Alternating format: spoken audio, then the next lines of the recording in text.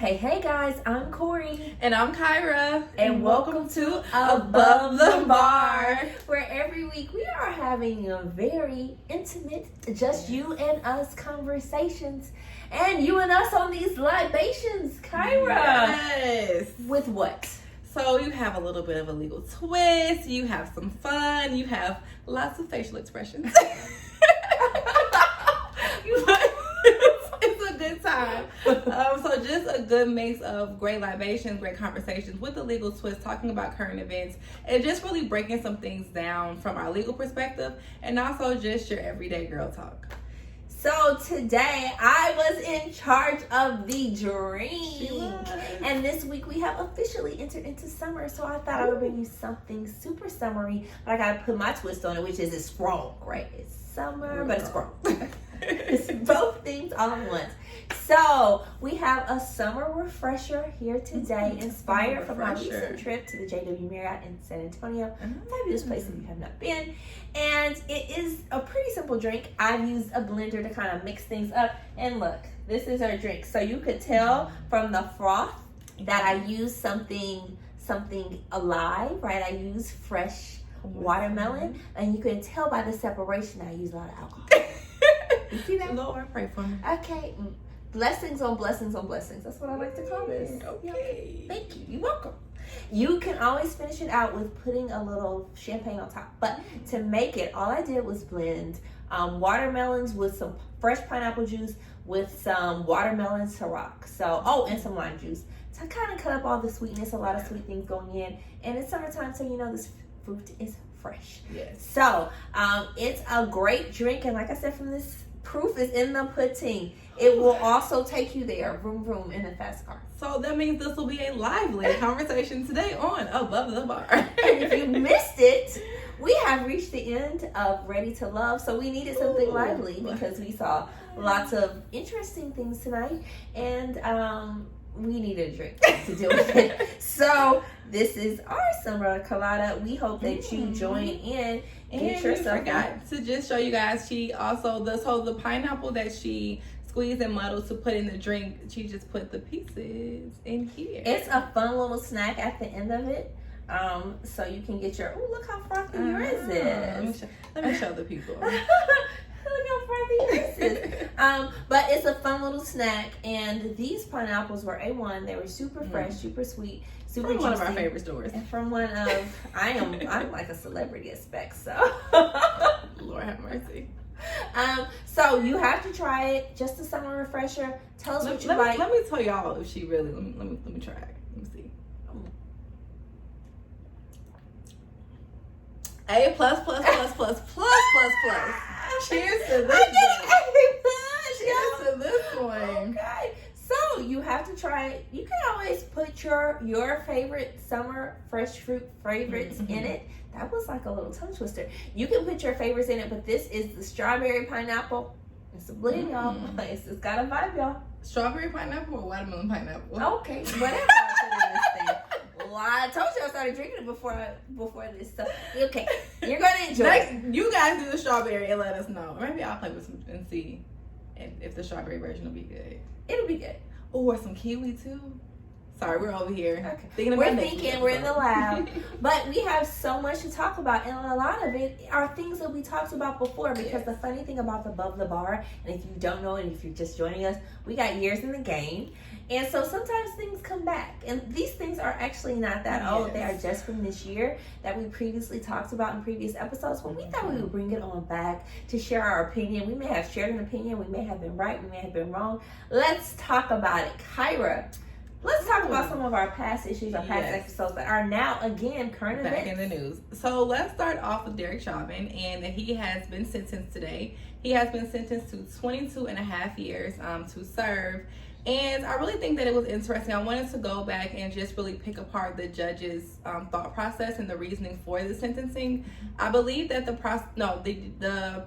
state asked for 30 years, and the defense actually asked for probation. Time served and probation. So the judge gave 22 and a half, which I think normally for the crimes that under Minnesota statute, it was like 10 to 15 was actually the range, which was kind of weird to me in the article that I was reading. That the most was 40, and that where he was pretty spot on in a normal sentencing. Of course, their expectation is that he's going to get time off for being a police officer, for not having a previous criminal record. So for some it may be a surprise, but we have to remember that the judge had a special consideration for the heinousness of this crime. And he definitely took that into consideration. I want to just kind of read off of some of the things that were part of why he made the decision that he did for the 22 and a half years. He said Mr. Chauvin's continuing insistence that he believed he was simply performing his lawful duty and assisting other officers in the arrest of George Floyd and was acting in good faith, reliance on his own experience as an officer he had received, was rejected by every supervisor and training officer of the Minneapolis Police Department who testified at the trial, as well as by the jury. He said that two of the aggravating factors that warranted the harsher sentence was that Chauvin abused his position of trust and authority, and he treated Floyd with particular cruelty. He also took into consideration that the court had earlier found that there were children who were present at the time of this and that they witnessed this heinous crime, and also that this was committed by a group of officers when it shouldn't have even gotten to that point. And if you are unfamiliar with George Floyd, or you're just joining us, this incident was over a call made over a supposed $20 counterfeit bill. So this is not someone whose life was threatened. This is not someone who even property was threatened because he rejected the $20. This is over something that amounts to nothing, and someone died over it. So other things you could say, oh, that was a crime. Really, again, from our first conversation, it is not the police's job to be the finder of fact. No. You can't go and say you're guilty. I know you did this. And if you were truly the finder of fact, yes, he's guilty. What is that, a Class C misdemeanor? And theft under $20 theft, so what does that equate to? Certainly maybe a ticket, maybe a fine, certainly not the loss of life or some incarceration or something like that. So just the punishment did not fit the crime for people who, and I feel like if he did this to a dog, there would be nobody on this side of the story where we would have a debate on if it was appropriate or not. But this wasn't a dog. This was a black man, and more than that, he was a human being who happened to be a black man, and we are in this midst of this debate and seeing something very sad when we saw Michael Vick get convicted for allowing dog fighting on his property. So, and it just goes back to just honing in on what the initial offense was, or not even offense, because he had not been charged or convicted of this $20 counterfeit, but just to show and to say that, that you were still in fear, that you had to go on with this consistent restraint. The judge even said in his statement, and why he sentenced him to those years was because you were no longer needing to restrain him in this manner. He was already under your control. So to continue in the manner that you did further supports why this cannot be just a slap on the wrist with probation. And for his defense to even ask for that just further shows that you're not regretful or remorseful for what you did. He did say in a very brief statement that he sent his condolences to the family, but his family was there and they gave victim testimony and as to why there should be a harsh punishment for this crime, because they've lost a father, a brother, a son, and just for something that's so foolish, and for him to, like I say, ask for probation, to me, is a slap in the face. I think at least as an attorney, it's your job to try to be the champion for your client, right or wrong, whatever side that your client falls on. But I will say this, that is still, he understands. I think his attorney should have at least let him know, like, hey, we can ask for this, but this is unlikely. Let's ask for something reasonable. Let us show a softer side to you. If you're asking for penance or someone to see this bright light in you based off of your, career history or whatever, because we do know that he has another pending trial from him similarly sitting on someone's neck.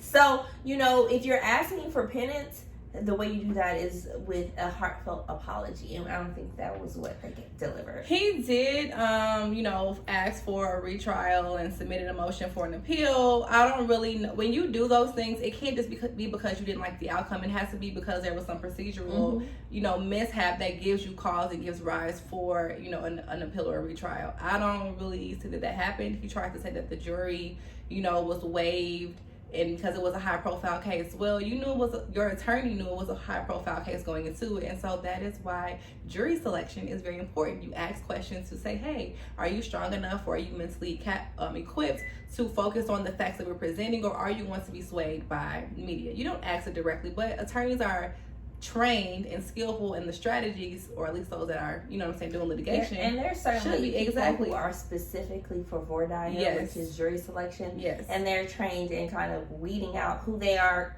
concerned about, right, that they could properly present their story and be heard. Yes. But for those who think, this was atrocious, on the other end, like, this just was not enough time. Let's be clear that, as far as me, I was expecting this or even perhaps less, because we know that although he was found guilty on all 3 charges that were in his conviction, that is not how that state weighs. So some states stack your charges, where you might get 200 years, even though that seems improbable. Because they'll do a charge for each thing that you were found guilty of, and right, on top of each other. And we know that in this particular state, that's not true. They're going to take the most stringent charge and sentence over that, and that's what happened. The max was 30 years, and so in the course of that, especially considering he was a police officer, I'm not appalled with the sentencing. I'm appalled with the loss of life, in the fact that he has made his mark, and certainly, especially in Houston, we are still feeling the impact of George Floyd. It is a horrible way to have your life impacted. But we still have to stand strong that it is not without purpose, and now we are going to continue the fight, even though we're seeing some maybe superficial things happen Juneteenth that we talked about last week, and we celebrated, because I'm from Texas, and we've always celebrated Juneteenth, so it's just another part of the tradition. But we hope that Big Floyd's memory is with us, and his spirit is with us as we celebrate those things, and we continue to press on. So if you're out there watching, continue to press on. Mind a lot of these voting rights acts that are happening. We will probably talk about that next time, because that's a big deal. It's a lot going on. It's a lot going on. So that's how we honor his memory. We don't go for the okie doke. We don't say, okay, enough's enough. We demand and are consistently demanding change. And let me just kind of bring it full circle as to why voting is even relevant, and why we're bringing it up in this mention, because you vote for the judges who are over these cases. You're voting for the attorney general who, God forbid God forbid it, but it might happen again, where there is someone that has lost life and the state has to represent them, and are they going to just go with whatever is presented by the prosecutor, or are they really going to stand for the life that has been lost? And then furthermore, you vote for the police chief is brought in by the mayor. So if you have a mayor that doesn't really care for you, guess what? Your police chief probably won't either, because they'll probably have the same ideals and the same thought process. So just understand how everything really is full circle. And I really cannot wait for us to talk next week, because there's some stuff going on in Florida that I'm just like, what? So that's a conversation for next week. That's deep. Please understand. But you know what? I like that you said full circle, because we've seen another full circle from our previous episode. We've seen Rudy Giuliani come full circle, because he went from America's mayor to are unable to practice in New York because of the persistent and consistent lies he has told about the election fraud. Let's put that in quotations, because we'll call it the election lie. The fraud lie that he told and continued to tell. And due to that, he has unanimously lost the right to practice in New York, the very city that he was the mayor for. And I feel duped, because I liked him. I liked what he stood for, or presented to stand for. And I really thought that he was a lawyer for the people. 9/11 was a traumatic time, and it was easy to feel like because that was a very difficult time to lead. I remember the whole country just looking to New York and saying, wow, what do we do next? everybody's afraid. And so he did take a leadership role. And I don't honestly know. I'm not calling him senile, but he seems to be a very different person from that person. And certainly he's not a spring chicken. And nor will anybody remain in their prime forever. Right. But now he's like a dog with a bone. He will not let it go. In fact, as soon as they released him from the practice of law in New York, he was on Newsmax saying, they released me because I was so good. Because I did such a good job. He has to be seen now. He has to. Well, and Trump has doubled down, though. Trump doubled down and said, this is a shame. Democrats are running New York, and it's a scary place. That's what so that's just the story they continue to tell. Even though, I mean, for me, if I was an attorney on that team, and they passed me the mic, I'd be like, put that down. Okay, because I want to make money. Let's take a step back, though, and just highlight, when you say voter fraud and linking it to Giuliani, just go back to how he has even become relevant in the conversation. Well, he was working as Trump's attorney, and as Trump was protesting or trying to appeal the results of our last election, the fact that he did not win either the popular vote or the vote from the Electoral College. Okay. So he didn't win twice, okay? Hillary only didn't win once. She won the popular vote. She didn't win Electoral College. He lost twice, and he was putting that out there. He was very grumpy about it. And so his whole team went on a campaign saying, charging all these states with lawsuits to say, we have proof, wait for it. We have proof, wait for it. We have proof. That was what they would say to the news. They would go to a judge and say, we don't have no proof. That's not why we're appealing this. And so, as you mentioned before, there are a couple of ways why you as an attorney can appeal, and it may be procedural, or it may be you have grounds, and they didn't, or you have evidence that you're going to bring, and you don't want to bring it because of certain things you want to be sealed. They didn't bring anything. We're still waiting for that evidence. But he's certainly waiting so he can go appeal with the he don't got it. He doesn't have it. But to just highlight why, and I haven't looked at the reasoning by the New York State Bar as to why they removed him. But let me tell you something as an attorney. What I can presume is that you do take an oath. And you take an oath to represent whoever your clients are in a zealous manner, but in a truthful manner. You are in an official position to some capacity, a lot of capacity. And you have fiduciary responsibilities. You do. You certainly have a moral responsibility. Just like we have months of research into who we are as people to even present ourselves to the state board, and you can't forget that. There's a lot of character analysis that goes into being able to become an attorney. It's not just you pass this paper exam. You also have to go through a moral examination as well as a character presentation. So for him to go and say these very baseless, and I'm saying baseless because they haven't presented anything that shows otherwise, statements that will lead and trigger a group of people that are looking to you as an attorney, as someone who's credible, and for you to say these things, it pretty much just takes away all your integrity, all of your standing, and all of your credibility to continue to say that you're an attorney. Yeah, I think it's really sad that I wonder if they're gonna do it for who's the guy in Texas, Ted Cruz, because he's an attorney and he was big on Trump's. Texas is different. I mean, but Ted Cruz I will say he's a little more savvy in what he's going to go and say. He was like, let's wait for the evidence. Okay. I suspect this. That's different than saying it was a fraud and I have proof. Right. And that's where that became a bold-faced lie. Mm-hmm. I have proof. Where's it at? Show me the proof. Yeah. So, we'll see how that comes, but it's just funny how things come full circle. But, the world is a crazy place right now, and I think we're all getting back to what we want to call normal, but it's not normal. Not there yet. And sometimes COVID has brought in a global vision because our eyes have kind of been tuned to the news, and we've seen what's going on in all different parts of the world. And there have been some disturbing things going on in very traditional parts of the world.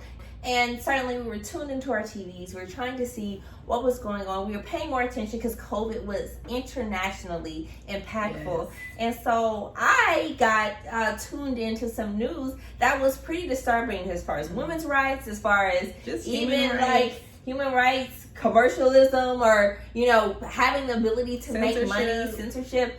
And we have a story coming out of Egypt, a place I've always wanted to visit, but I know is very conservative, a very conservative Muslim country. And we now know that a blogger, a college student, a young woman, has been charged with convicted of what? Human trafficking. Human trafficking. And so it was 4 individuals, 2 ladies, 2 men. The men were charged because they were supporting the ladies. And you might think, oh, were they like trafficking? Were they kidnapping ladies or children or, you know, whoever and selling them for sex or who? No, she was literally on her own TikTok, on her social media. And she has a following. She's a beautiful girl. She did not show anything revealing. She always, you know, had the proper garments on. And she was just like, hey, I've garnered this large following and you can too. And you can make money off of it. Not making money off of it. She was not on some OnlyFans, and she was not trying to be provocative in any type of way. She was very respectful. Yes. And she initially they had gotten charged last year for 2 years, and they were sentenced to 2 years. They did an appeal, and the appeal won, and that they were released. And then immediately after, there were charges against them for human trafficking. And Haneen Hassam has gotten 10 years. The other young lady. Wait, stop. Yeah. Let's give this credit where credit is due. She was given 10 years for encouraging people to monetize their social post. Media. Yeah, exactly. Under a vague veil of human trafficking. And so I'm not gonna lie, I even talked to Corey about this, and I was like, okay, I'm still baffled, and I cannot wrap my brain around how this is under human trafficking. I know the definition of human trafficking, and this ain't it. So how is this the charge, and how is this what she's being convicted of? Because before y'all tried to charge her with some type of moral corruption, whatever, and now you went from that, and that got dismissed in appeal, and then now you're saying human trafficking, and I guess you were saying. Well, they also increased the penalty because she did not show up to court, which she had a right to do. What I would also, because I would be on a truck someplace else. I'm out of here. I mean, you want to show up, but when there are things that could stacked against you, who would want to show up? Because, you know, the idea is that you get an opportunity to present your case. People hear you. Mm-hmm. To hear that somehow they distorted encouraging women to be monetized. We know many of these countries have women who are either dependent or only under the umbrella of the man in the family without the ability to make their own income. So if you're doing things, it's not like they're saying she was inappropriate or she broke some sort of law, other than saying, hey, women, you can be empowered to go make money in what is a safe way. You're at home, you showing things. I cook, I clean, you know, I go and walk this way to the store, whatever you show you have an audience for, that you are not allowed to do it.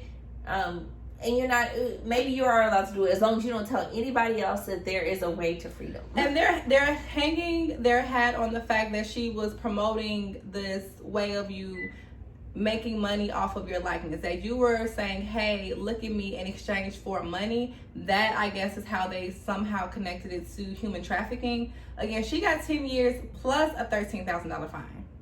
The other people, because it was another lady, no, they got 6 years. Yeah. So it was another young lady who had done the same thing, and there were 2 men that assisted them, I guess, maybe, you know, helping them with the videography or editing or whatever. They don't say what capacity, but the men helped them, and they also got 6 years.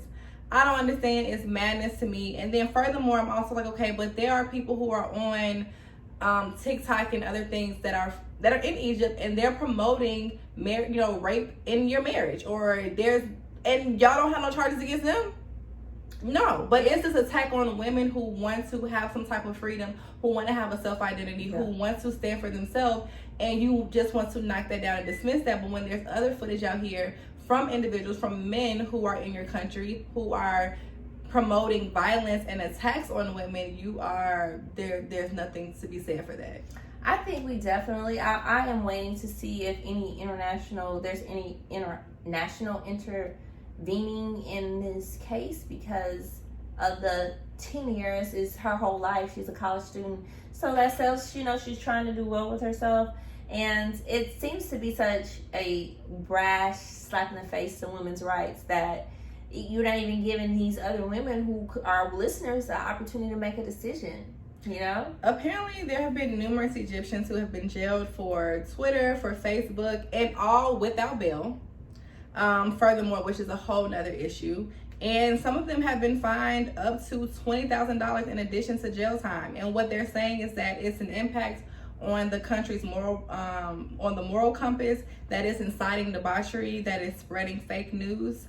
The backlash has come from Egypt's parliament, as well as the courts, with some lawmakers demanding that they suspend TikTok. So these institutions that are supposed to protect the people are actually in support of this attack on the people. So that just makes the fight that much harder. Yeah. I don't know. So it's certainly a reminder to keep your ears open, and we have things going on nationally that are also, kind of reminds you, it brings you back to home. I think that story kind of reminded me of how grateful I am to be able to have rights that I can voice and share. We're here sharing with you guys our opinion. And we see now with somebody, that we all, or at least I know and loved, DMX, and we see kind of the real life impact of not understanding the laws in your own country. And so for him, it's the state laws and what happens if you die or you die without a will. How do things stack down? And so maybe she was unaware in Egypt, but we certainly would expect that DMX, no matter how many years he's been rapping, how much he's accumulated in his life, he must be unaware with what the rules are, especially for somebody who had 14 kids. 14 legal children. 14 legal kids. So when you have a wide range of heirs like that, it makes a lot of sense to understand the rules and to do your best to try to take away some of that angst that comes with one, dealing with the sadness that comes with being in mourning, but also the uncertainty that comes with what happens now. And so, furthermore, just kind of hounding on that, not understanding the rules and how they roll out, I was confused by his fiance and whoever her attorney is, by her trying to, and I mean, I get it, maybe it was a last ditch effort, but I would have told my client, this is not going to work and it's a waste of your money. She was his fiance, they were engaged to be married, but she tried to make a claim to say that she was his wife under common law. Now, the reason why that was important, because if she had been granted, if the judge said, yes, I agree with you, you were his common law wife, she would have superseded all of his children and the estate would have just gone to her because she would have been his wife, which is his next in line heir. However, in order to be claimed as a common law spouse, you have to hold out as husband and wife. Holding out as a fiance is a complete negation to saying that you were husband and wife. So the two cannot coexist. Either you're married or you're the fiance.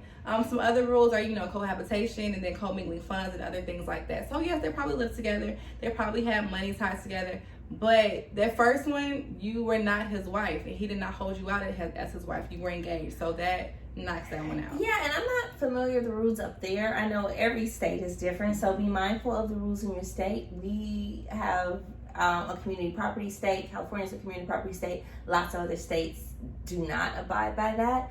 But just be aware that I think it's a little bit different that when you have 14 kids, there is not a natural, like your wife won't get it all. No, okay. She'll get half, at least in community property state. So let me take a step back. So the fight here is not who's going to get the assets, not misspoke. The fight here is who's going to be the administrator over his estate to then divvy out where the assets go and who gets what. So she would have been first in line to be his administrator, but that does not mean that all of the assets would have gone to her.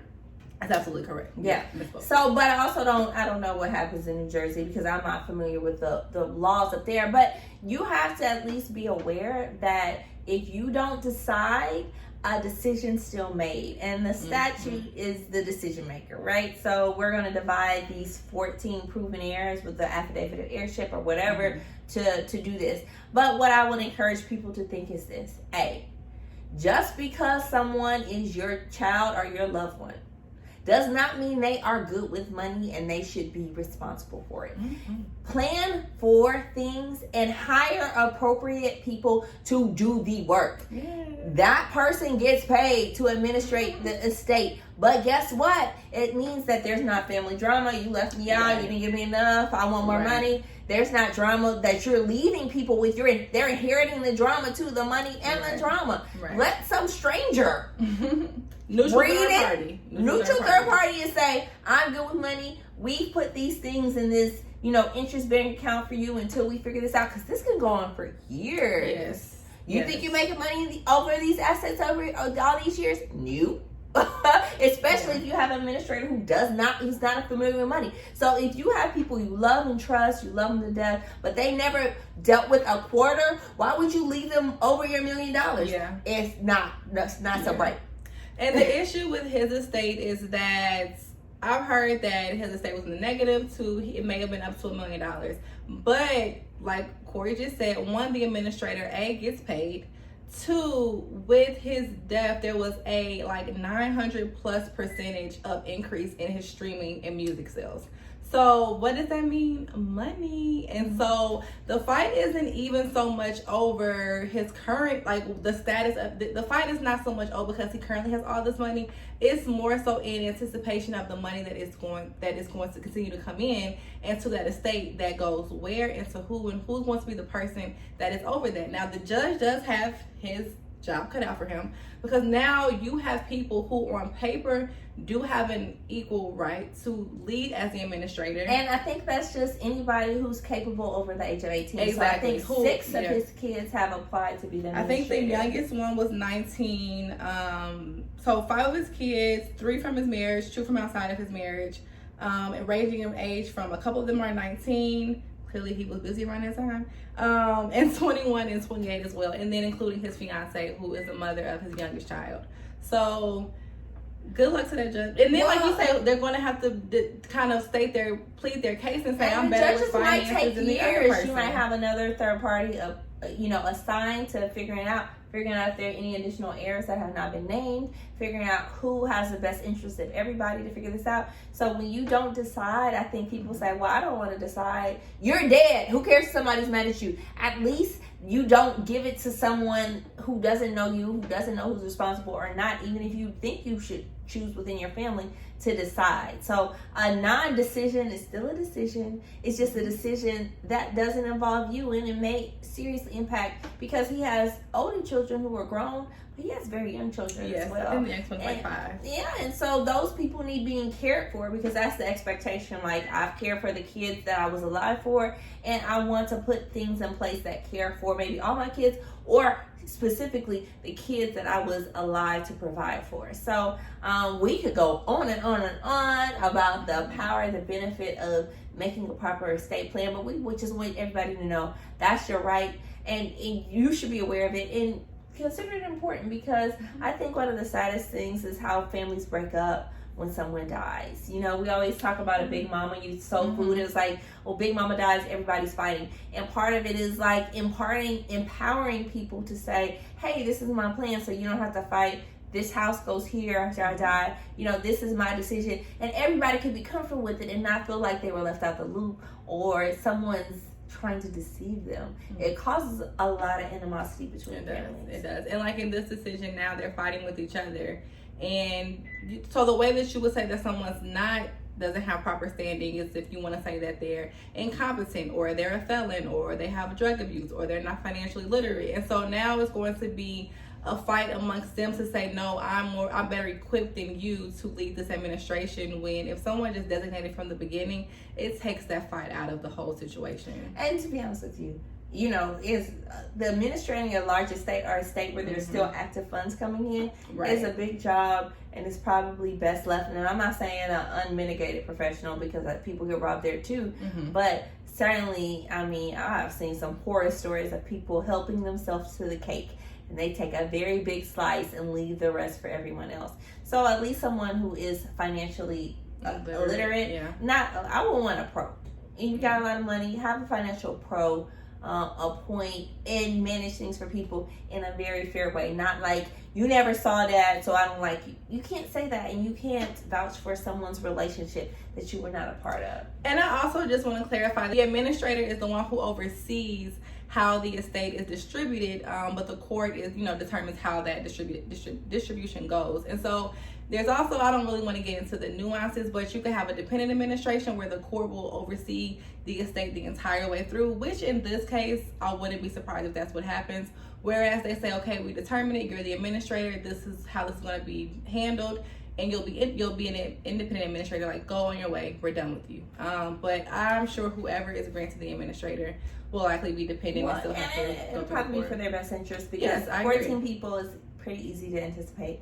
There's also debt, some disagreement, and some debt. So it's a big issue, but if we're bringing up legal issues in Egypt, we got to bring up legal issues in America. And we all love DMX, and we would like to see his family do well, but we do know that people will fight over $2,000, so they certainly will fight over $2 million. I just want to say one little thing to speaking about estates and how they're handled, and I feel for Britney Spears and this conservatorship fight that she's having with her father. I think now it's been going on for 20 years, or for 13 years, I'm sorry.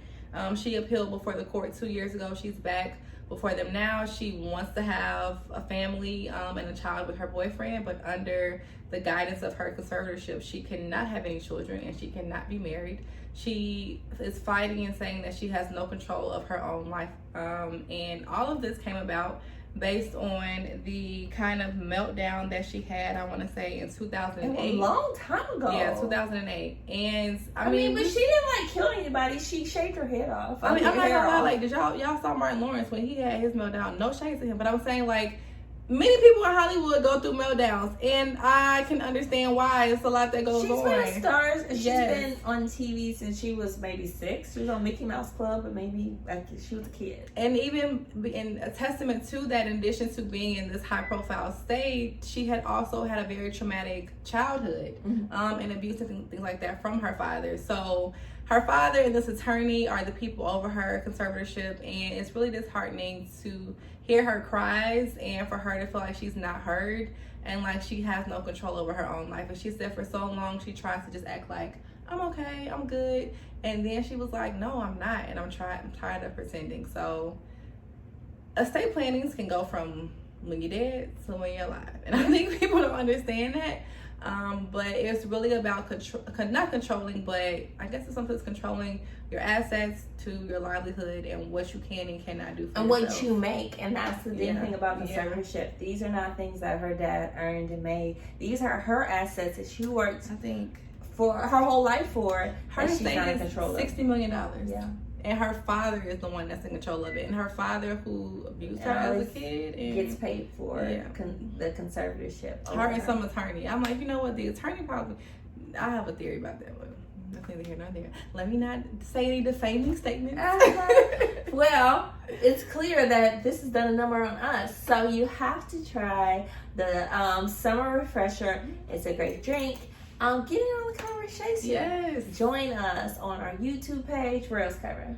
You can find us on Instagram. You can also find us on Facebook. But please like, share, subscribe, and comment below. Let us know what you think about the topics we're discussing. If there's anything that comes up in the news next week you want us to talk about, comment below. Let us know. Subscribe and share. And have you tried this cocktail? You like it. If you don't like it, you're lying. Or if you try to, make a twist on it and try a different fruit, let us know. We want to know. So that we can try it too. Because guess what? Our favorite part is the cheers. Cheers, guys. Parts of the world. And remember very traditional parts of the world. What? Was that not the weirdest thing ever? I was like confused. Stuff going on in all parts of the world. Oh yeah, okay. Stuff going on. That's mine? Yes. Because this was by my seat. I was like, what is she doing? Sorry. Oh, here we are. Oh. We never started this to record. Oh Lord, don't make that okay, guys. It's gonna be a balloon.